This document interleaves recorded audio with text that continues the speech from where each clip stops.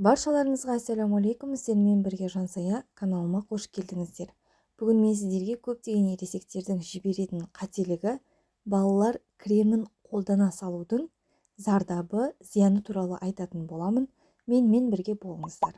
Балалар кремін ересек адамдарға қолдануға болмайды. Себебі кремнің құрамына кіретін ланолин теріні жұмсартып, жібектей етеді.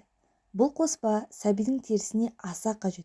Өйткені балалардың терісі жиі жаңаратындықтан табиғи қорғаныш қабаты түзеліп үлгермейді. Балалар кремі балаларға несімен пайдалы? Біріншіден, теріні ылғалдандырады, елгіштігін арттырып жұмсартады, қабынуды кетіреді, теріні ультракүлгін сәулелерден, жел мен суықтан қорғайды.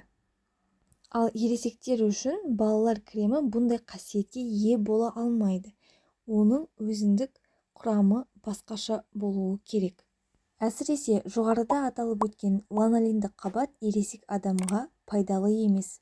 Оның кесірінен теріден зиянды заттар шықпайды, зат алмасу процестері тежеліп, эпидермистің өлі жасушалары бір-біріне жабысып қалатын болады.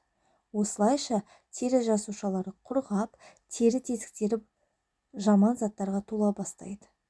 Осылайша балалар кремін бірнеше апта қолданғаннан кейін бет терісі бұрынғыдан бетер бөлінеді, ісінулер пайда болады, әжім ерте түсетін болады. Сондықтан да балаларға арналған кремді тек балаларға қолдану керек. Осыны ұмытпаңыздар. Сіздермен бірге болған Жансая. Каналыма тіркелмеген болсаңыз, тіркеліп жанындағы қоңыраушаны басуды ұмытпаңыздар. Бүгінгі ақпарат ұнаған болса, лайк басып комментарийға өзіңіздің пікіріңізді қалдыра кетіңіздер.